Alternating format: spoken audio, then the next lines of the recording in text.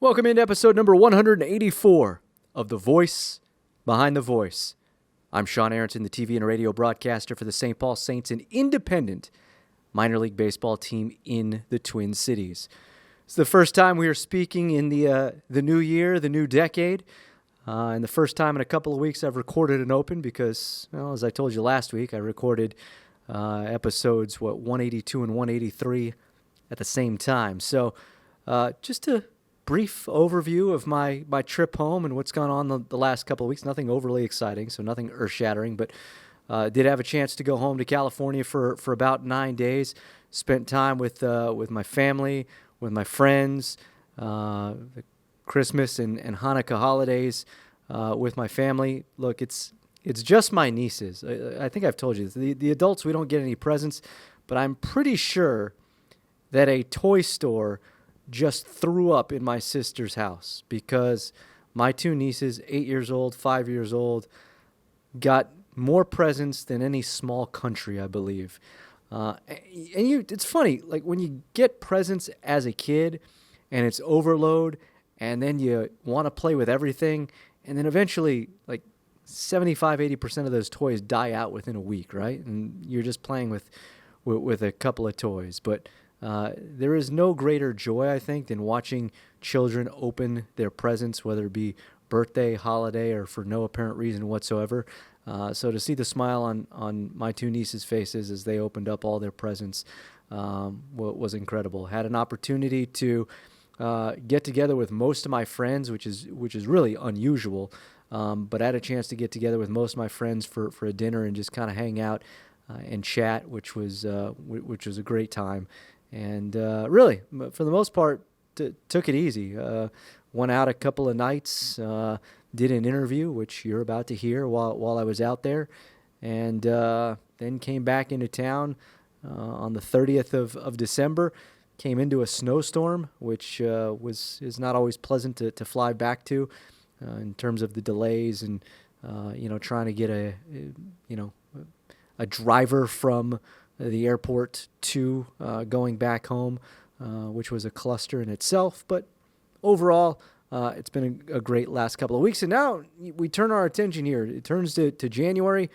And while it is still 5 months away from the baseball season, this in the baseball world is really where you look at and you say, all right, everything's out of the way now, full speed ahead to the season. And so that's what we do around here in the front office. With that said, let's get to episode number 184. It is Jordan Moore of the USC Men's basketball team. Had a chance to do this when I was back at home and did this a couple hours before tip-off of a USC Trojans game. We did it in what was, I guess, the media room where they hold their pre- and post-game interviews because there was a backdrop right behind us and there were microphones already set up on a desk.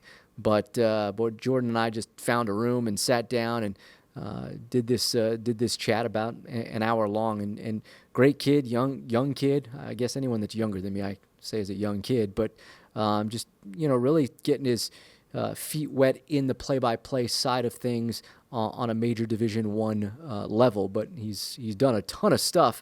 My favorite part in chatting with him was his time in independent baseball.